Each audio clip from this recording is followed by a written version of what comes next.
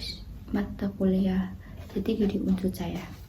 Saya akan menjawab pada poin pertama, yaitu sebutkan dan jelaskan nilai pendidikan karakter yang dapat saya implementasikan sebagai seorang mahasiswa ketika perbedaan pendapat.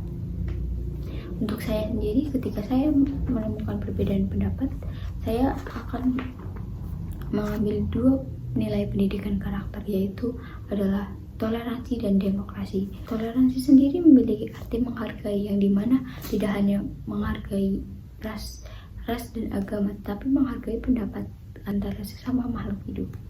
Kemudian yang kedua adalah demokrasi. Demokrasi sendiri yaitu cara berpikir, bersikap, dan bertindak yang sesuai menilai hak dan kewajiban dirinya dan orang lain. Karena setiap makhluk hidup memiliki hak dan kewajiban yang sama, sehingga tidak ada salahnya ketika kita berbeda pendapat. Dan kita sesama makhluk hidup pun harus saling menghargai perbedaan pendapat tersebut.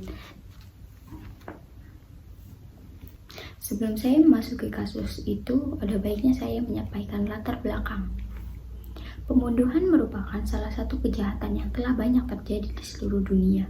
Banyak faktor yang menjadi alasan seseorang melakukan kejahatan ini, seperti sakit hati, balas dendam, dan banyak faktor lainnya. Hal ini tentu saja akan menjadi perhatian banyak orang dalam masyarakat untuk menjadi lebih was-was terhadap orang-orang. Kasus pembunuhan sendiri telah banyak ditemukan di tanah air kita. Para penegak hukum seperti kepolisian tentu saja menjadi garda terdepan untuk menyelidiki kasus-kasus kriminal seperti pembunuhan dengan cara penyelidikan, penyidikan, dan penuntutan. Kemudian saya akan menjelaskan mengenai kasus ini. Menurut kompas.com, FAS yang merupakan santri berusia 17 tahun di Langkat, Sumatera Utara, diamankan polisi setelah membakar pengurus pondok pesantren tempat ia menuntut ilmu, itu Adab Auli Rizki yang berumur 19 tahun.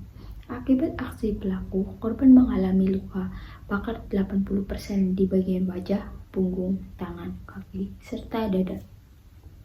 Korban ini tengah menjalani perawatan di salah satu rumah sakit di Medan. Alasan pelaku melakukan hal tersebut karena emosi kerap dibully oleh korban. Kejadian ini terjadi pada Sabtu, tanggal 5 bulan Oktober 2024, sekitar pukul 3 pagi, waktu Indonesia Barat. Para santri tentu dikejutkan dengan adanya kebakaran di kamar korban. Para santri pun berusaha untuk menyelamatkan korban dengan memecahkan kaca.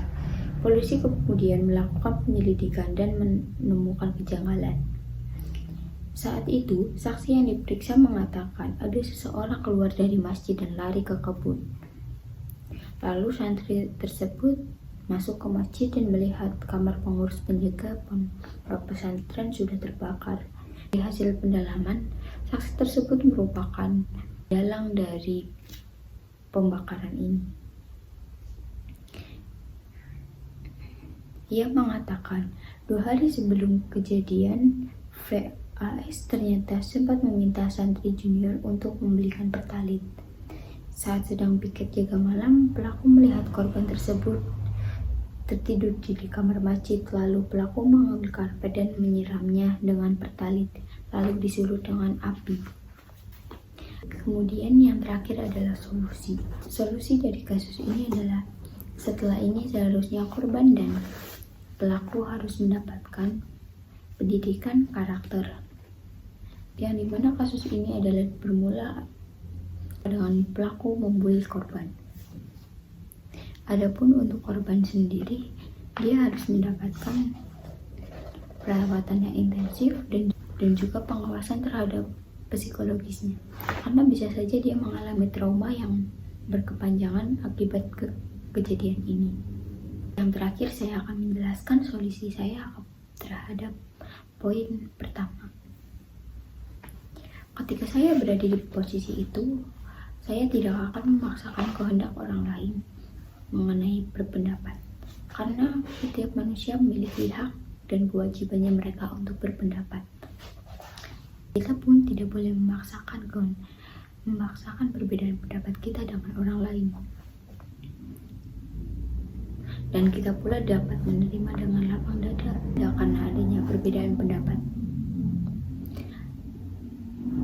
Selain itu, kita juga bisa mempelajari nilai pendidikan karakter yang kemudian dapat kita terapkan dalam kehidupan sehari-hari sehingga kita tidak akan memaksakan pendapat orang lain ketika kita mengalami perbedaan pendapat. Sekian jawaban dari saya. Terima kasih.